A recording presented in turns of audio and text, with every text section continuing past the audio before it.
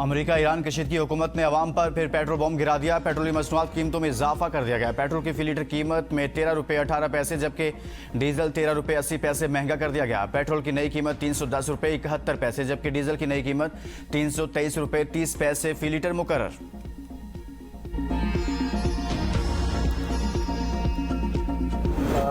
तो हुकूमत आवाम को रिलीफ देने के बजाय पेट्रोल की प्राइसेस बढ़ा रही है। आलमी मार्केट में पेट्रोल की प्राइसेस कम हो रही हैं और पाकिस्तान में पेट्रोल की प्राइस बढ़ रही हैं। हम कुछ स्टूडेंट हैं, हमें जाना होता है अपना कॉलेज वगैरह। इतना मतलब कि हमारा जहाँ पहले 200 का पेट्रोल लगता था, अब हमारा 300-350 का पेट्रोल लगता है। पेट्रोलियम मसनूआत कीमतों में इजाफे पर अवाम की हुकूमत पर कड़ी तनकीद। कहा, जब आलमी मार्केट में बड़ी कमी हुई तो हुकूमत ने कोई रिलीफ नहीं दिया, लेकिन मामूली इजाफे पर पेट्रोलियम की कीमतें फौरी बढ़ा दी। हुकूमत अवाम पर बोझ डालने के बजाय अपने अखराजात कम करे।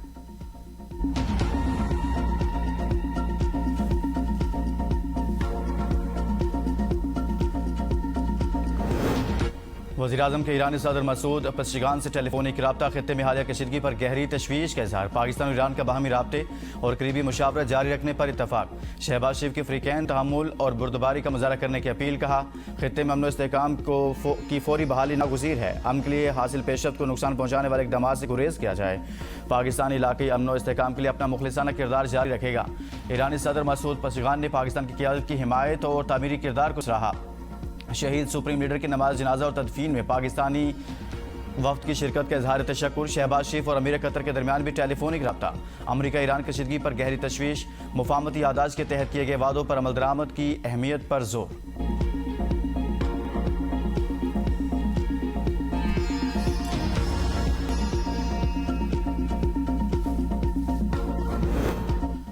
ईरान ने मुज़ाकरात जारी रखने की दरख्वास्त की, जिस पर वाशिंगटन ने आमादगी जाहिर कर दी। अमेरिकी सदर डोनाल्ड ट्रंप का ट्रुथ सोशल मीडिया पर पैगाम। ईरानी हुकाम को आगाह कर दिया, जंगबंदी खत्म हो चुकी।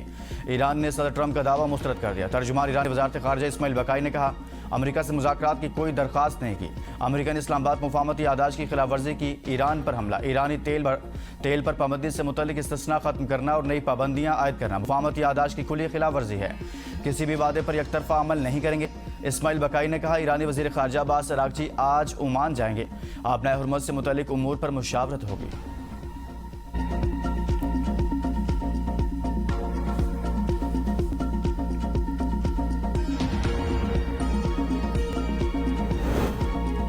अमेरिका ने वादा खिलाफी की तो ईरान हर सतह पर भरपूर दिफा के लिए तैयार है। स्पीकर बाकर कालिबाफ का ऐलान। कहा, हालिया तनाज़ा ईरान के हथियार डालने पर कभी खत्म नहीं होगा, न ही ईरान धमकी के सामने सर झुकाएगा। अमेरिका किसी गलत फहमी में न रहे, जारियत का हर मुमकिन जवाब देंगे। खातमुल अंबिया हेडक्वार्टर्स के कमांडर जनरल अली ने कहा, ईरानी फौज अली खामनाई के कत्ल का बदला जरूर लेगी। दुश्मन ईरानी कौम के गम को हरगिज इसकी कमजोरी न समझे, इन्हें अपने जुराइम का हिसाब देना होगा। ईरानी कौम के बहादुर फौजी जवान दुश्मन की नींदें हराम कर देंगे। जल्द या बदीर ईरान दहशतगर्दाना जुराइम के जिम्मेदार अनासिर से इंतकाम लेकर रहेंगे।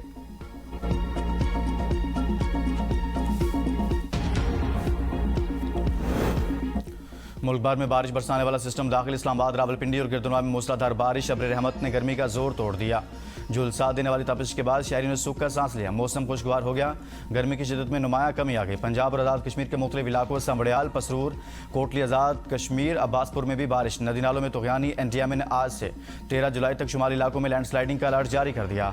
गिलगित बल्तिस्तान, खैबर पख्तूनख्वा और आज़ाद कश्मीर के पहाड़ी इलाकों में अचानक सैलाब और नदी नालों में तुग़यानी का अलर्ट भी जारी। अवाम और सयाह को गैर ज़रूरी पहाड़ी सफ़र से गुरेज और एहतियाती तदाबीर इख्तियार करने की हिदायत। पीडीएम में पंजाब का आइंदा 2 रोज़ के लिए सूबे के बेशतर अजला में बारिशों का अलर्ट जारी। अवाम आसमानी बिजली से बचाओ, गर्द गुबार और तेज आंधी के पेश नजर महफूज मकामात पर रहें।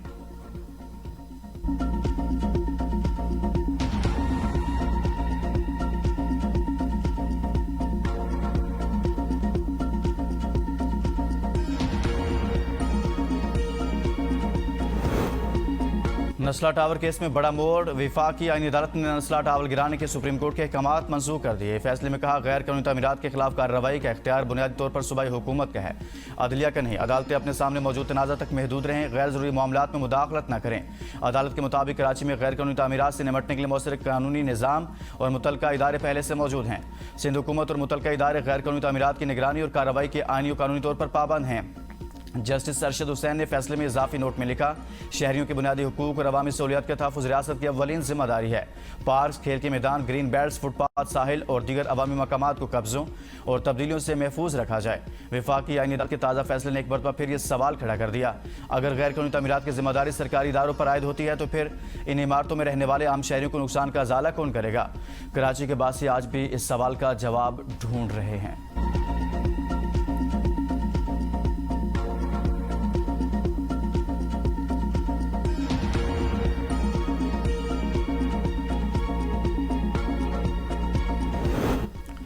कराची में वाक़ नस्ला टावर जदीद रिहायशी मनसूबा था। 2013 में तामीर शुरू हुई। 2017 में फ्लैट्स और कमर्शियल यूनिट्स के कब्जे लोगों को दिए गए। एक हिस्सा सरकारी राजी पर तामीर होने पर मामला अदालत पहुंच गया।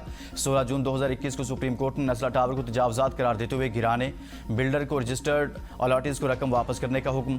अक्टूबर 2021 में अदालत ने एक हफ्ते के अंदर मसमारी का हुक्म दिया। नवंबर में इमारत की मसमारी शुरू हुई और चंद हफ्तों में नस्ला टावर मलबे का ढेर बना दिया गया।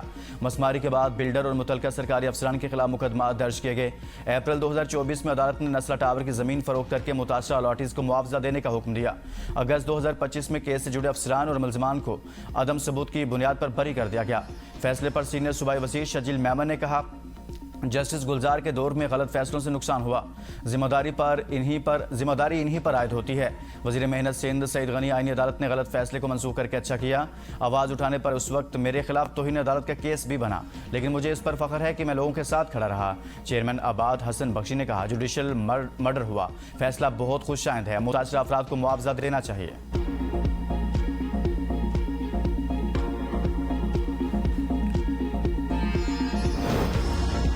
साबिक अरकान पार्लियामेंट एहलिया और बच्चों को मुफ्त ब्लू पासपोर्ट दिए जाएंगे। सेनेट की कायमा कमेटी दाखिला से बिल मुत्तफिक का मंजूर।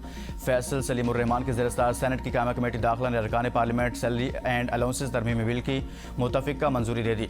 इजलास में सेनेटर अब्दुल कादिर ने बिल पेश करते हुए कहा, साबिक अरकान पार्लियामेंट के 2-4 बच्चों के ब्लू पासपोर्ट बन जाएँ तो कोई मसला नहीं होगा। अरकान पार्लियामेंट के 28 साल से कम उम्र ज़ेर कफालत बच्चों को ब्लू पासपोर्ट जारी होना चाहिए। इस हवाले से मुल्क में मौजूद कानून में तरमीम की जाए।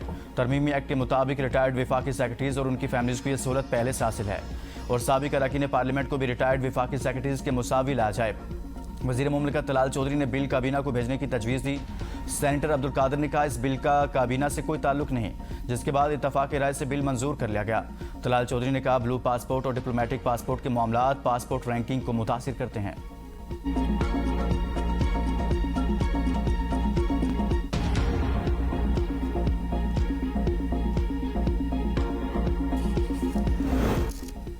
खैबर पख्तूनख्वा अमरात एक्ट की तमाम काबिल एतराज़ शिकें वापस लेने का फैसला। वज़ीर इत्तलात खैबर पख्तूनख्वा शफी जान के मुताबिक वज़ीर आला सुहेल अफरीदी ने आज सूबाई काबीना अरकान के हमरा इजलास मुनक़िद किया। इजलास में स्पीकर सूबाई असम्बली बाबर सलीम सवाती ने भी वीडियो लिंक के जरिए शिरकत की। तमाम काबिल एतराज़ शिकों को 1988 के एक्ट के मुताबिक बहाल और दुरुस्त किया जाए। पीर के रोज़ इजलास मुनक़िद होगा, जिसमें तमाम पार्लिमानी लीडर्स को भी एतमाद में लिया जाएगा। खैबर पख्तूनख्वा में फॉर्म 45 की हुकूमत है जो अवामी मैंडेट्स की कायम हुई है। ऐसा कोई फैसला नहीं किया जाएगा जो अवामी उमंगों की तर्जुमानी न करता हो।